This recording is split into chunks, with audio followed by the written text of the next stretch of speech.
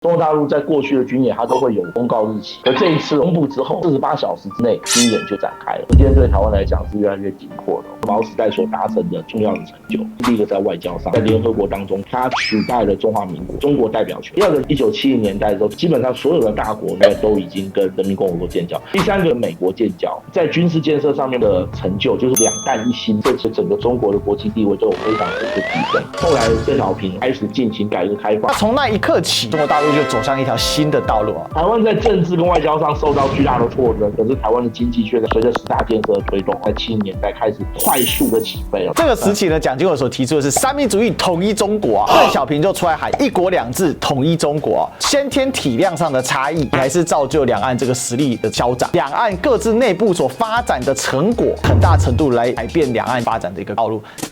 Ladies and gentlemen, welcome the host. 歡迎收看今天的呼來座談，我是主持人歷史哥李修。我們今天繼續聊我們的專家講堂啊。最近呢，我們知道兩岸啊有一個非常極劇烈的变化，就是賴清德在520的一個發言哦，被認為說極具台獨性質啊，也因此引發了這個對岸的一個激烈的反應，也就是我們看到2024聯合利劍 A 的一個軍演哦。而這個軍演的背後啊，台灣的回應似乎相對來說是比較軟弱無力的。為什麼呢？因為大家都知道兩岸的軍力啊似乎是非常的失衡哦。然而回顧歷史啊，並不是如此的。台灣曾經一度呢達到啊，僅以台灣一地之力呢占整個中國大陸的 GDP 達到40%以上哦。那為什麼這幾年所謂中國崛起的討論或中國的偉大民族復興呢，作為一個顯學呢，它到底是如何而來的？今天我們就來了解一下台灣或者說啊這個兩岸力的失衡啊，到底它的起點是什麼？那中國大陸又是如何一步的走到今天，成為僅次於美國所謂世界第2強，甚至於正在發起向世界第1強的挑戰的路上啊？那關於歷史跟現實政治的互動呢，我們來請教誰？我們來請教王立本老師。學長好。主持人好，全世界的朋友大家好。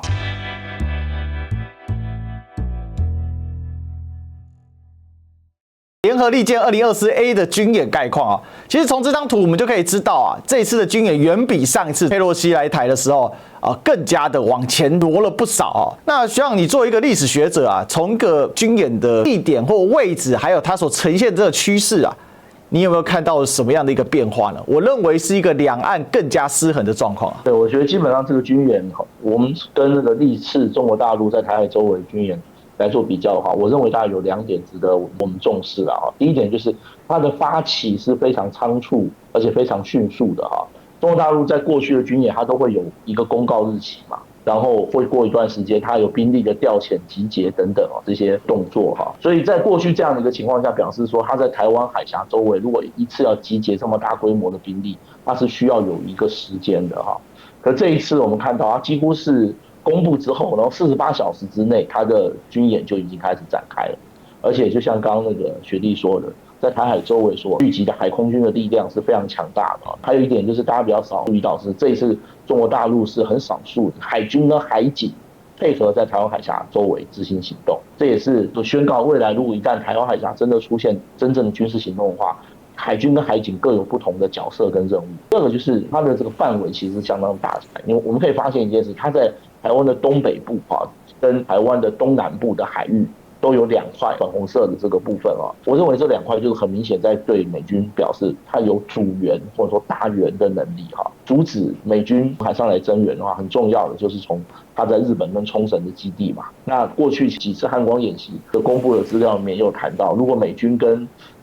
從日本方面的軍事資源要進入台灣本島的話，最有可能利用的港口就是蘇澳軍港，另外就花蓮港這2個東部的港口。那也等於是告訴美國方面，就是說，如果你未來接近台灣附近的話，它是有能力第一時間用各種的打擊力量給予美軍重創的。這2點其實就已經基本上可以看出，未來中共如果對台灣真的採取軍事行動的話，它的一個戰略的一個部署，跟它一個作戰的一個思想啊。那台灣這邊的話，我們可以發現能使用的手段跟方法就越来越少。隨着兩岸這個軍事力量的失衡，再加上這個島內在這個賴清德當選之後，他所發表的這個就職演說裡面的內容所造成的這樣一個政治上面的一個震盪啊，時間對台灣來講是越來越緊迫的，我們可以這樣說。我想其實看這個軍演針對性是非常強的啦。你從他那個區域我是沒有想到中央社就是民進黨的官媒可以就是把很現實的畫出來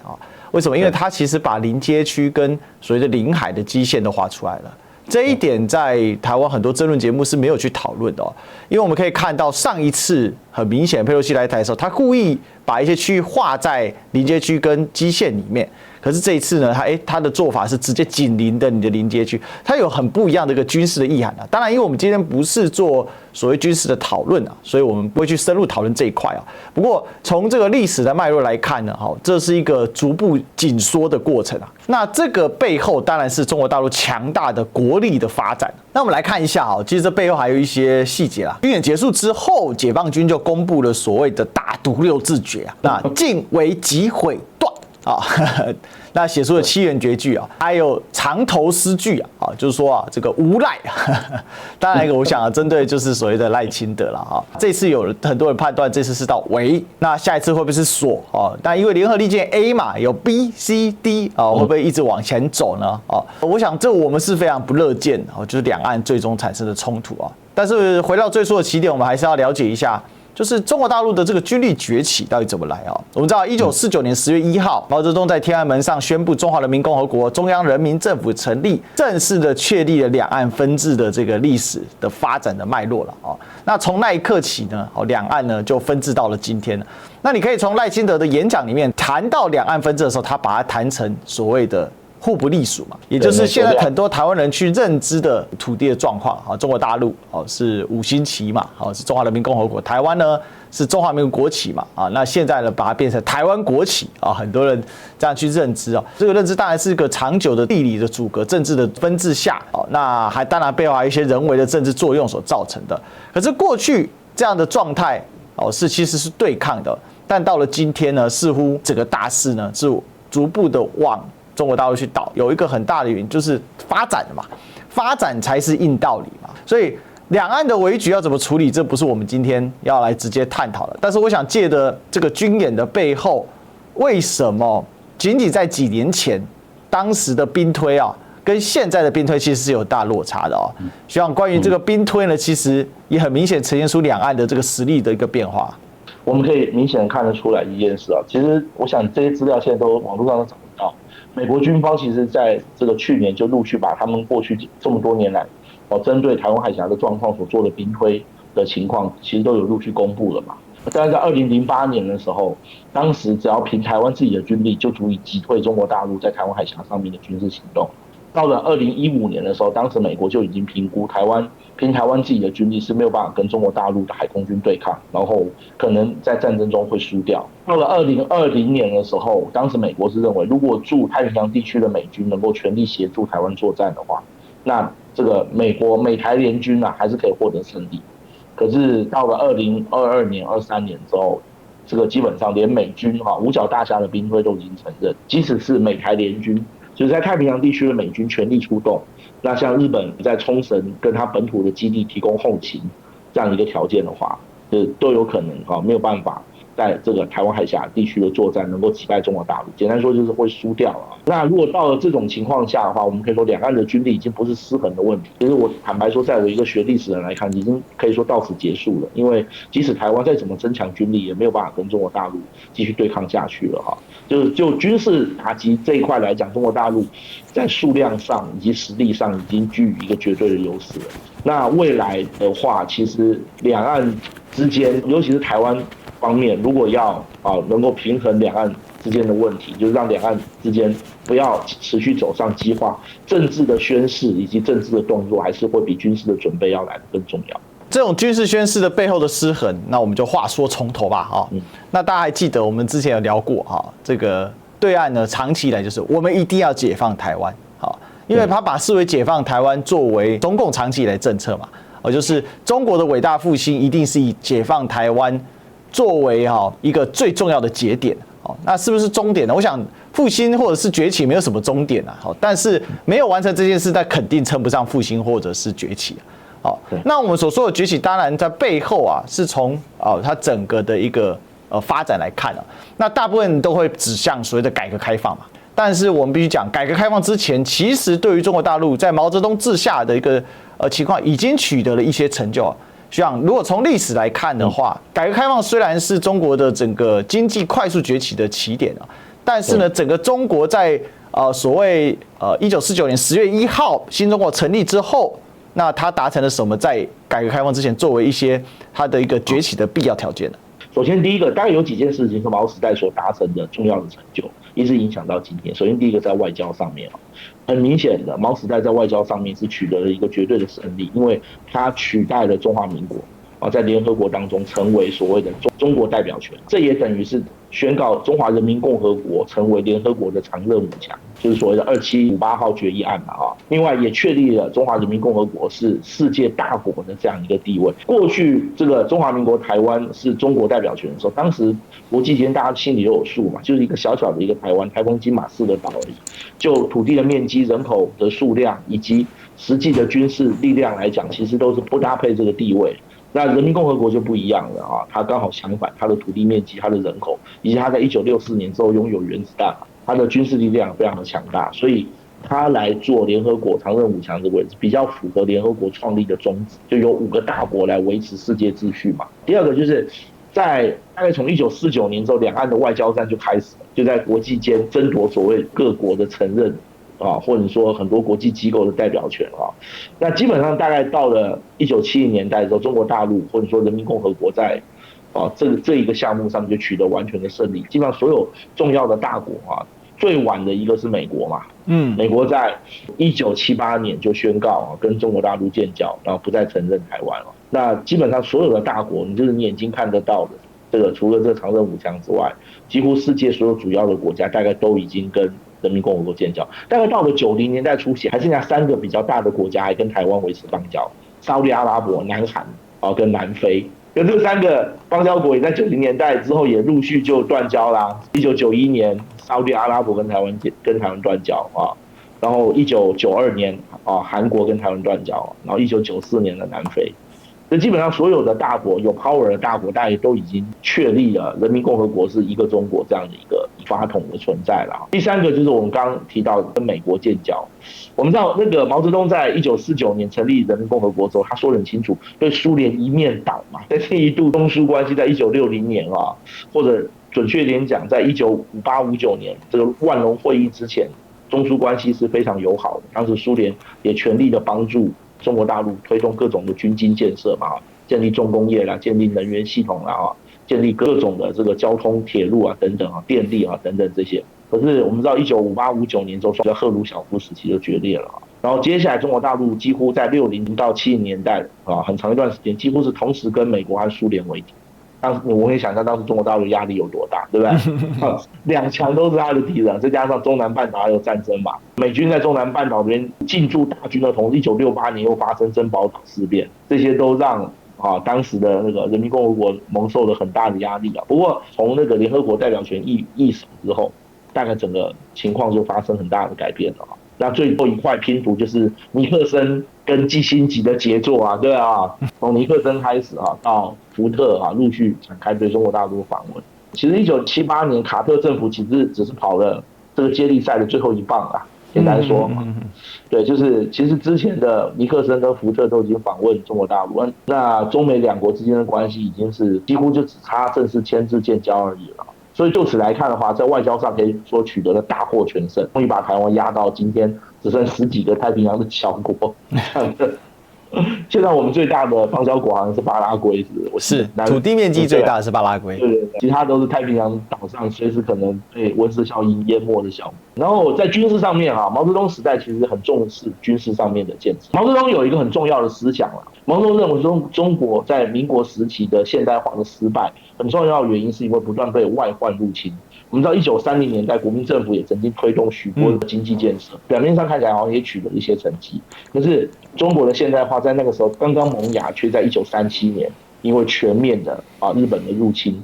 所謂的這個抗日戰爭的全面爆發，而導致整個中國現代化的中斷。所以毛澤東認為說他當時有一句口號很有名叫做“您要盒子不要褲子”嘛。他當時講得很清楚，就是我們拼死拼活一定要把原子彈搞出來，中國一定要成為一個強大的軍事國家哈。他認為說，唯有達到這一點，中國才有可能進行經濟建設。否則的話，你談經濟建設，隨時有可能被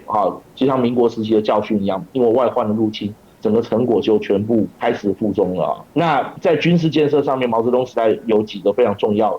的成就，就是我們一般所說的兩彈一星嘛，導彈原子彈，另外就是人造衛星啊。各位，你不要小看1971年東方紅人造衛星的發射哦，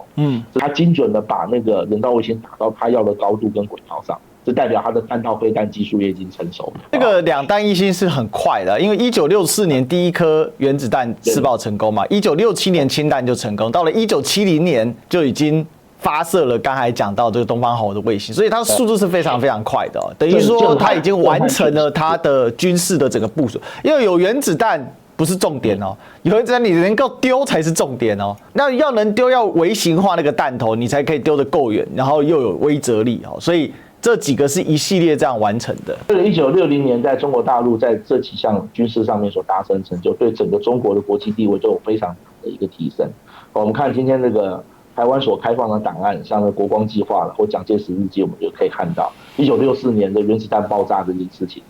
中國的原子彈試爆成功這件事，當時深深震撼了台北當局，震撼了當時的國民政府，也讓美國非常震撼。另外。還有一點就很重要，就是在毛澤東時代確立了中國的疆界啊。我們知道，從清朝末年之後，中國的疆界就不斷的在戰亂以及列強的覬覦之下，不斷呈現一個震動不安的這樣一個狀態啊。但有兩場戰爭非常重要，一個是中印邊界戰爭，1962年，中國跟印度的邊界其實也相當的漫長啊，分成北段跟南段嘛。南段比較有爭議的所謂的藏南縱谷地區，在北段的話就是所謂喀什米爾的問題哈。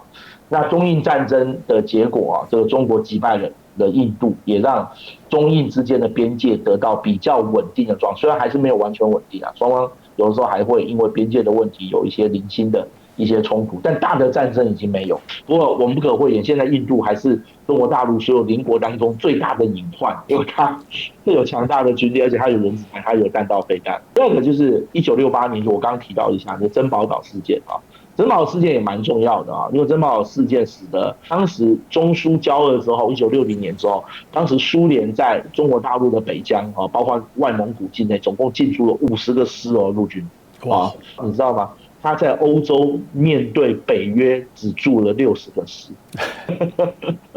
就是他在東德啊、捷克這些境內只部署了60個師，他竟然在中蘇邊界布了50個師哈，飛機1500多架，所以對當時的中國來講，這是非常危險。其實老中國大陸的朋友知道，1960年代北京常常進行所謂的演習，就是說假想北京受到轟炸。那個假想敵很清楚，就是蘇聯，因為他從外蒙古起飛要炸北京是很快的啊，非常快。那1968年珍寶島事件，雖然這個戰爭規模不大，但也對蘇聯來講也是一個挫折啦，就是表示說中國大陸在邊防上面是有相當的強度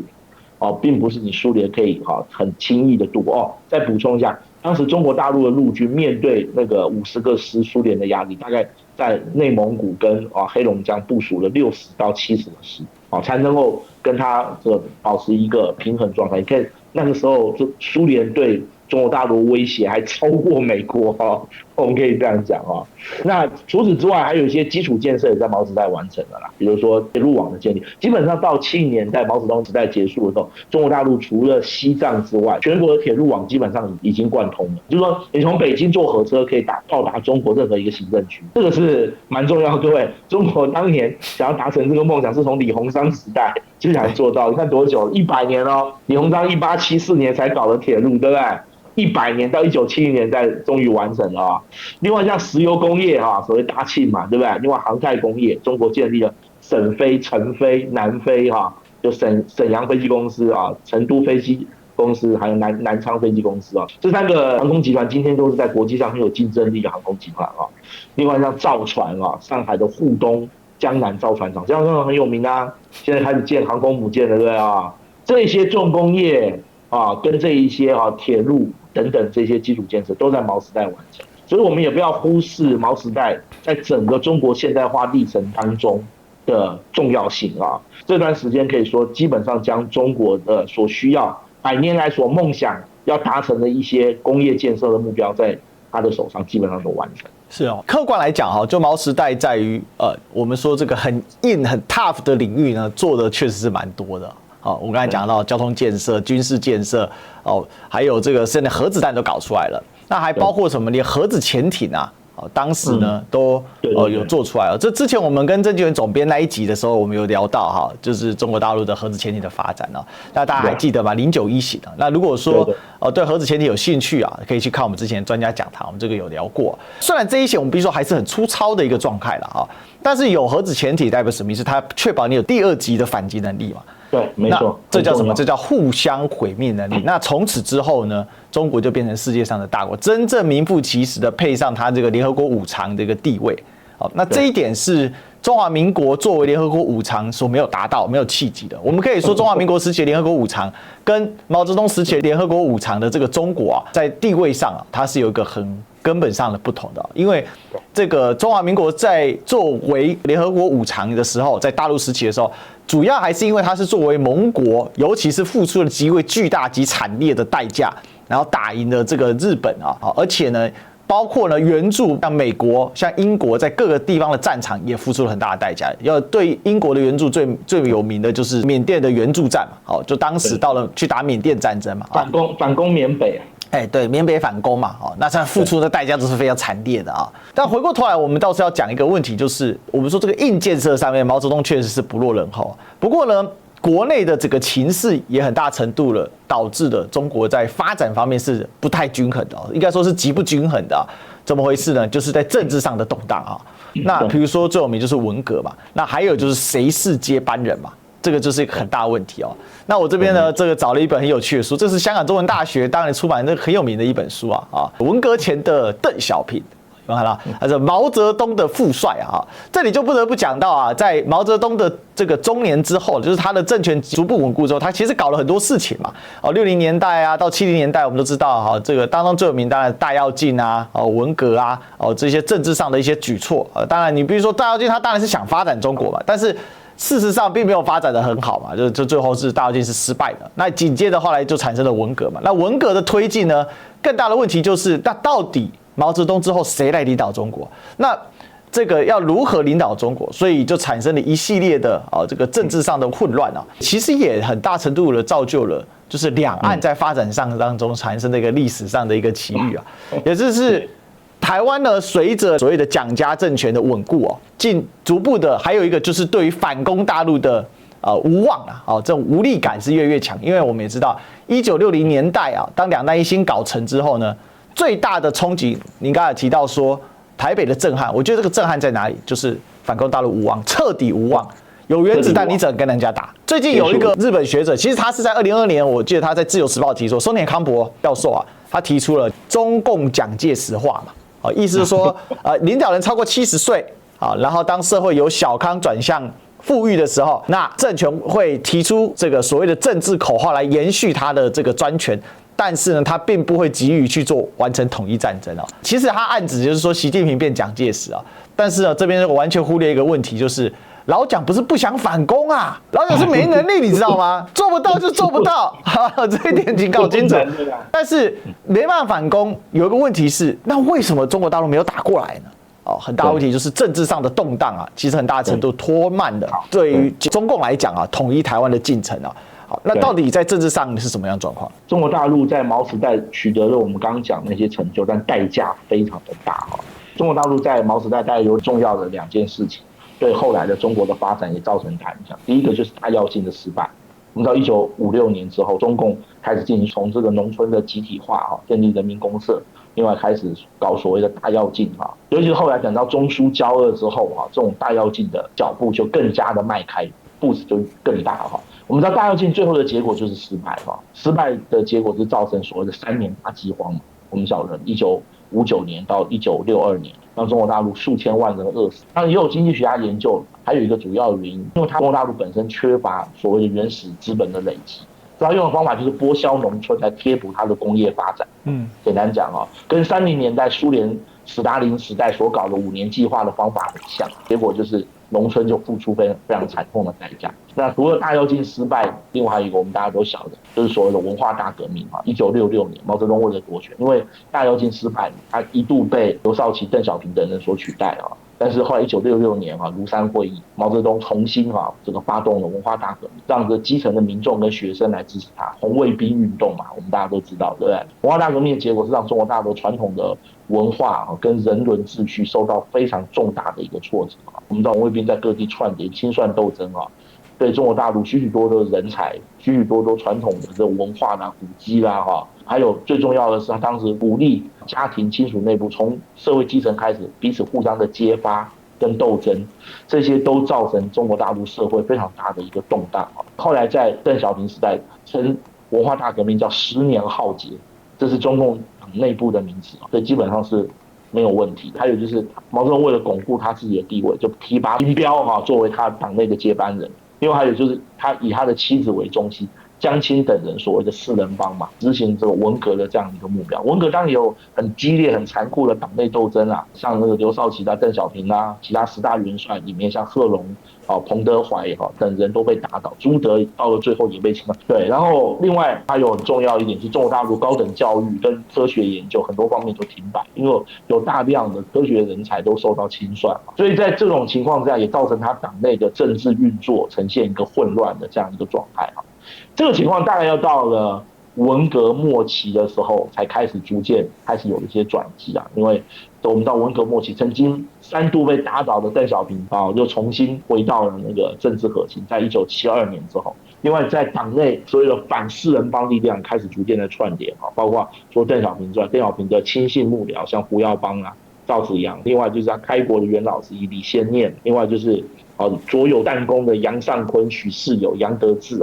另外今天這個習近平主席的父親習仲勳另外還有很重要就是10大元帥當中的葉劍英，葉劍英是唯一一個10大元帥當中沒有被受到太嚴重衝擊的這個廣東客家人。另外後來因為他在那個廣東地區有非常根深蒂固的勢力這很重要的一個人。後來他的兒子這個葉選平也長期在廣東擔任省長跟省委書記，在改革開放之後，簡單說，我們只是念比較重要的，就是說反四人幫後來支持鄧小平這個重新掌握大權，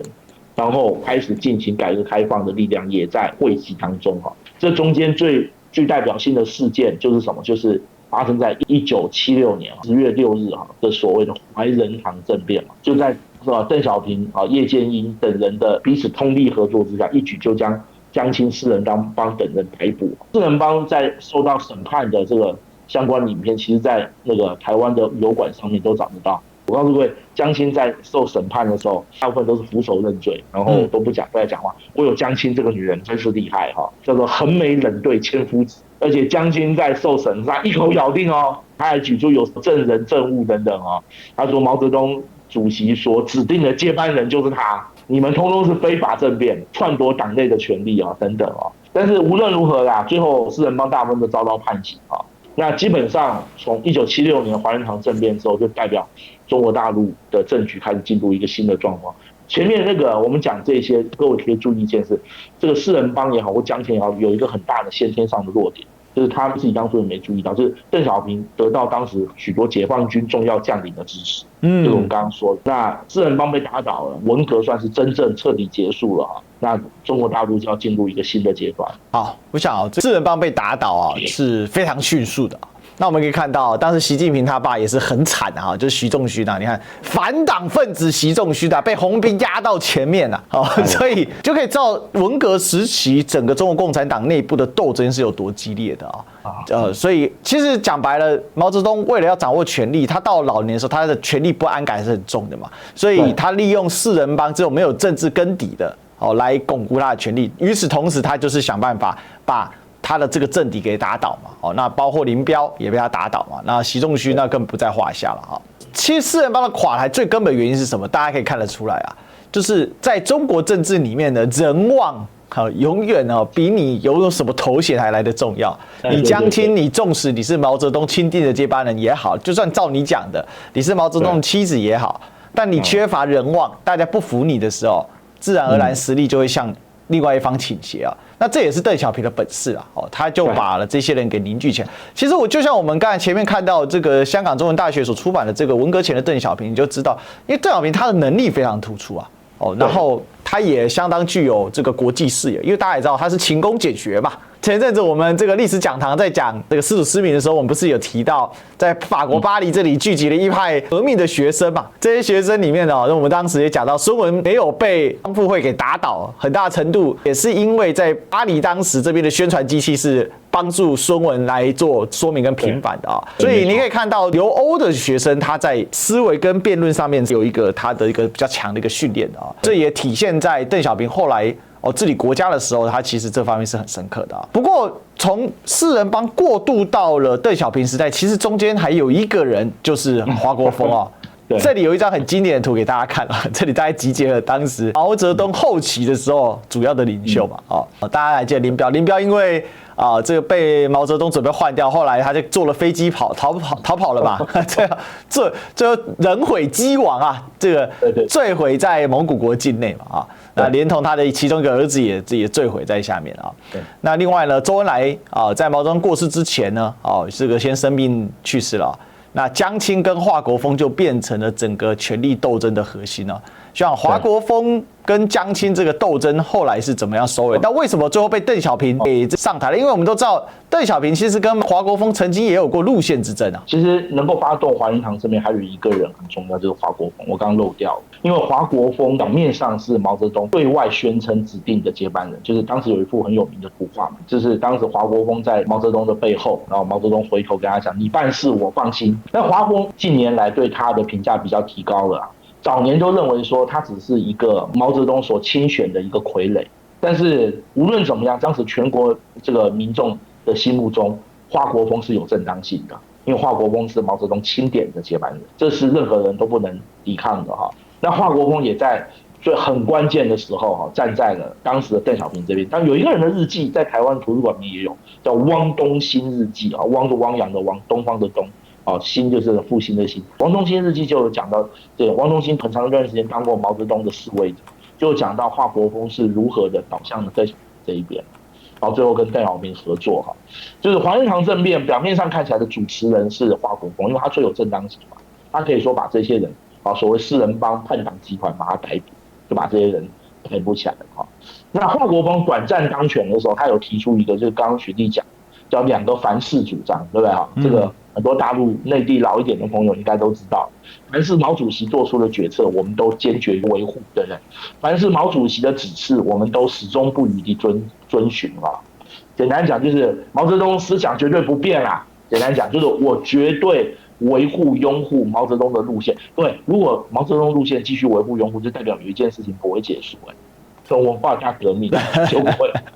不會結束，對啊。對，後來等到華仁堂政變結束，1977年的時候，鄧小平就很快就在內部的會議當中這中間過程有點複雜，我們就簡單說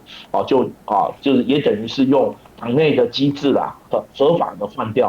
了華國鋒而且也不是讓他馬上倒台，他是保持一個蠻好的關係，先把華國鋒在政治局會議裡的排名逐步下降。華國鋒在名義上完全退出黨中央的決策，大概要到1983年、84年左右，還拖了很長一段時間了。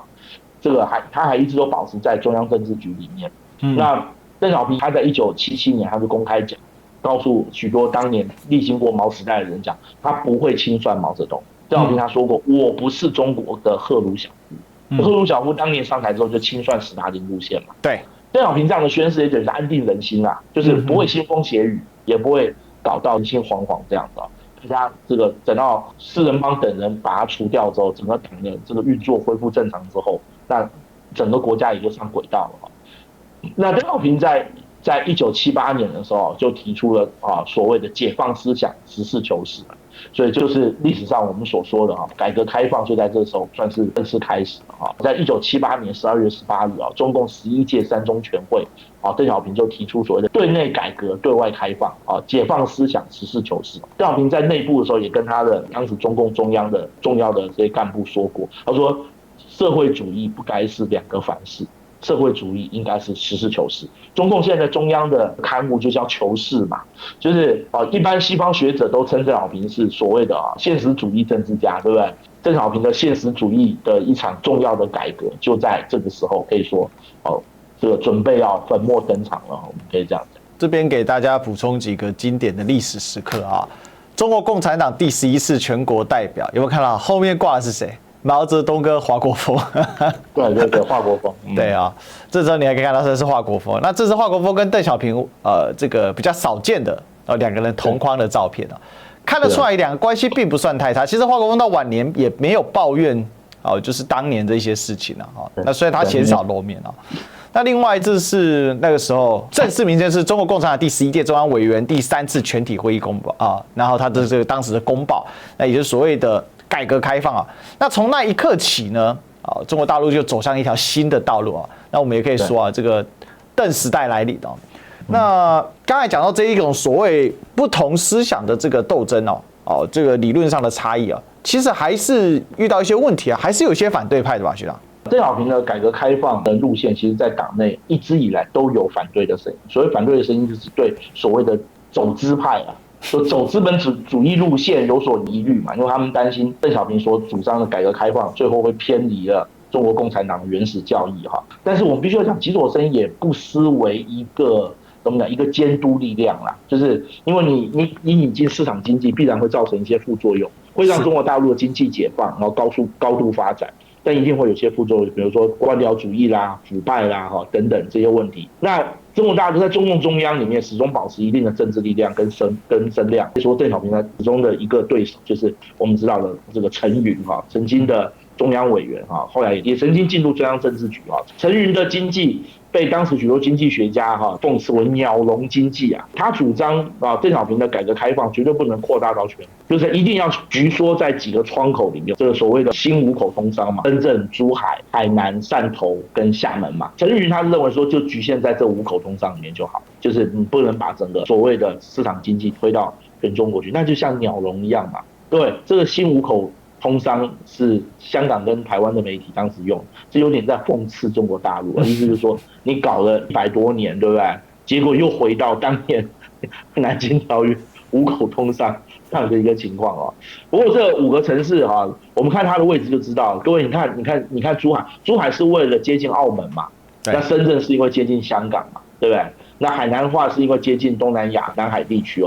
另外廈門就是接近台灣嘛，就希望接近這一些鄰近的較為發達的地區，能夠4個字叫招商引資。所以這個招商引資這個名詞，大家一直到這個世紀初都還是中國大陸各地方政府很重要的名詞就是要吸引外資來投資，對啊。這清末就一直在用的東西了。對。另外，雖然說陳雲有這樣的一個聲音，而且在黨內始終還保持一定的聲量，但是改革開放的步調還是很順利的進行的。這樣，不過早年在廣東這邊主持改革開放很重要的2個人，一個是葉選媞，一個是習仲勳他們2個人當時就在珠三角這邊主持改革開放那中國大陸主持改革開放之後，很快就有不錯的成績了甚至於當時在一定程度上在言論自由在上面也得到了很大的一個解放。當時中國大陸曾經80年代很長一段時間它的報刊雜誌的言論是非常開放的，甚至當時有很多中國大陸的刊物都已經喊出叫做經濟學台灣、政治學台北已經到這種地步。不過後來有人分析啦，這是為了要因應對台灣的喊話嘛。中國大陸改革開放，希望能夠跟台灣方面有所接觸，然後希望能夠達到兩岸和平統一這樣一個目標。這個也的確是這樣，沒有多久啦，1981年中國大陸就開始對台灣開始進行各種和平的攻勢了我們可以這樣說OK。好，在鄧小平決定改革開放這個70年代末期其實台灣這邊的狀況呢也有很大的變化這個時候呢，老蔣總統年紀也已經非常大了，而且他在1975年的時候已經過世了嘛。那取而代之的當然是小蔣的上台那其實小蔣也不是在1975年之後才管事，他已經管事很久了。其實講白了，蔣介石到了晚年的時候基本上很多事情都放給蔣經國去處理了那在這方面呢，蔣經國在台灣做了哪些事情呢？基本上台灣有幾個重要的轉折點在那個蔣介石總統晚期的時候，1967年加工出口區，等於是改革開放，對不對人事經濟特區的概念，招商引資嘛另外就是1968年9年國民義務教育，一般研究台灣史的西方學者是認為，加工出口其實跟9年義務教育代表國民党已經死心塌地要在台灣發展了然後後來緊接着70年代，蔣經國接行政院院長，那接着行政院院長之後，就在1972年。表面上總統是蔣介石總統，但是我們知道蔣介石總統在1968年、69年，他身體狀況就不好。那主要掌握實權的就是這個蔣經国。他在1972年的時候，國民黨中常會就通過10大經濟建設計劃，10大建設這10大建設對台灣是非常重要的。同時之後，台灣就開始4個字叫經濟起飛。請注意這時候台灣在國際的政治舞台上是頻頻受挫，對不对？退出聯合國，然後1972年這一年中日建交了。台灣跟日本斷交這對台灣也是一個很大的打擊。緊接着基辛格尼克森相繼訪問中國大陸嘛，這些對台灣都是非常大的打擊。不過相反的是，台灣在政治跟外交上受到巨大的挫折，可是台灣的經濟卻在70年代開始快速長足的起飛隨着10大建設的推動這個根據國外的相關機構的研究1954年到1999年，台灣的經濟成長平均是8.2%，非常驚人。对，世界1954到1999年，看到台灣過去的經濟發展是非常亮眼。70年代，台灣的加工出口區取得完全的成功之後，1980年，台灣的政府又非常有遠見的建立了新竹科學園区。另外，在軍事上70年代台灣也開始加速軍事的所謂的防衛自主、軍事自主。最重要的就是研發所謂的 IDF 戰鬥機嘛。經過戰爭代從1979年開始研發，到1990年代的時候開始成功量產。當時整個東亞地區第一個量產3代戰鬥機的國家另外台灣也開始搞原子彈，應該60年代就開始了。但是我們知道搞原子彈這個東西，後來在1988年發生江獻義的叛逃事件，就導致台灣的原子彈功虧一簣啦。但無論如何，就是在蔣經國主政的70、80年代，台灣取得了很好的成績，在經濟發展上，在軍事上面這個跟台灣在國際地位上面的日趨的緊迫剛好呈現反比。講一個歷史的淵源，各位知道嗎？這1925年，當時這個在廣州的國民政府第一次聯俄容共合作時代，當時這個有許多在廣東的國民黨跟共產黨的青年軍演被送到蘇聯去留學，蘇聯還在莫斯科建立一個孫逸仙大學，各位這個學校現在還在。我們一般翻都是莫斯科中山大學。对，它的英文我記得是 Sun Yat-sen 的 University 对，莫斯科中山大学没錯當時派了一批人到蘇聯留學，各位就包括了蔣經國跟鄧小平。然後比較不一樣的是，後來鄧小平這些人留學一段時間就回國了嘛。但是因為蔣介石跟蘇聯翻臉了，就是後來我們知道發動11.2政變，那蔣經國就等於像人質一樣就被扣留在蘇聯。蔣經國總共在蘇聯待了15年，14歲到29歲，而且還被流放到烏拉山區，還能活下來真是奇蹟了。幾次差點肺炎就掛了是因為靠着他太太蔣方良的照顧才活下來的。那其實中共內部，尤其老一代的領導人，像葉劍英，各位知道葉劍英黃埔軍校的教官，對，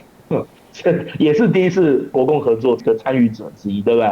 像葉劍英，像鄧小平，尤其鄧小平對蔣經國所領導的國民黨沒有惡感，所以也就在1980年代，中國大陸進行改革開放的同時，那他也認為說，趁着國民黨當局的當權者，像蔣經國這些人，對大陸還有感情的情況之下，跟台灣能夠進行所謂的和平統一，所以這就在1981年非常重要。所以你看是由葉劍英提出所謂的葉9條，我們今天朗朗上口對不對？今天中國大陸在所有重要的對台的一些宣示裡面，還會提到所謂和平統一、一國兩制嘛，對不對？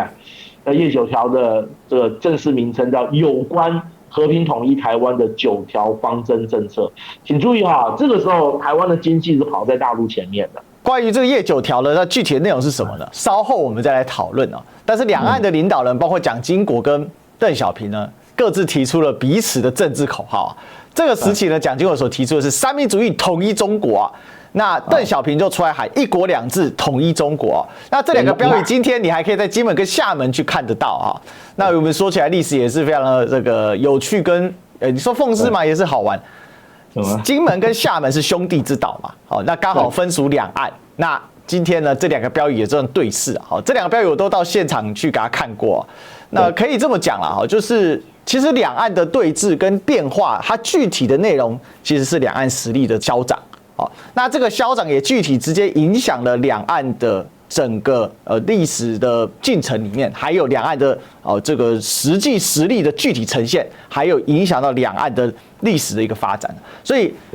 未來兩岸會怎麼走呢？其實還是要從過去的歷史去找它的答案啊。那至於夜9條具體是什麼呢？好，那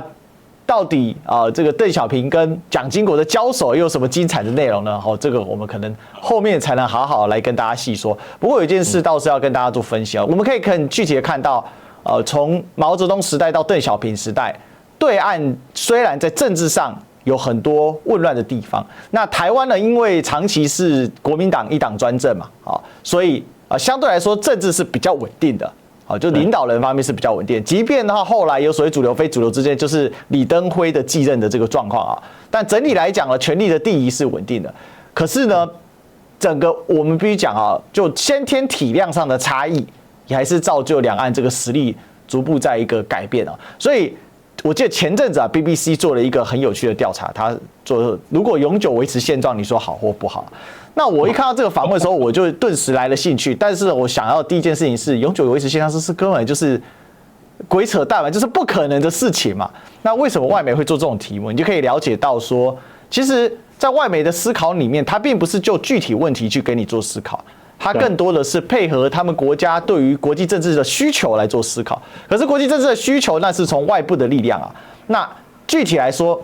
兩岸各自內部所發展的成果，還有它所迸發出來的能量，也很大程度來改變兩岸接下來會發展的一個道路。這也就是為什麼今天看到軍演的時候，面對對岸的文攻武嚇嘛，那武嚇的部分，我們的反應是如此遲鈍。其實文攻啊，大家就有注意到，最近很多藝人表態了，好，那可是我們的回應，賴清德總統是直接貼臉書文說，大家要體諒，要體諒，文攻武嚇都軟弱下來，可是這時候卻被認為是台灣最台獨的時刻。具體的答案是不是在今天的歷史你就找到了？好，所以這就是告訴大家這個答案了哈。好吧，那還有什麼詳細的有趣的歷史進程呢？哈，我們呢接下來我們繼續來看啊，所謂改革開放之後，中國的崛起到底怎麼回事？兩岸的實力又是如何的此消彼長啊？如何的來激盪啊？那我們敬請期待我們下一次的討論的哈。最後還是要記得告訴大家啊，按讚、訂閱、分享啊，最重要是加入會員。我們現在會員都有完整版哦，今天有很多的內容跟細節呢，我們會放到完整版裡面哦，等待你來發掘哦。那也歡迎大家呢可以呢超級練超級感謝留下你呢的看法跟說法，好，那我們呢可以有所參考啊，那我們來互動。那還有呢，就線下的贊助，綠界、PayPal、微信、支付寶、郵局啊，有更多糧草，我們做更多的事情。好，那我們今天再次謝謝王立本老師。好，謝謝學弟，謝謝大家。好，那我們後來座談專家講堂，我們就下一期再相見啦，拜拜。拜拜。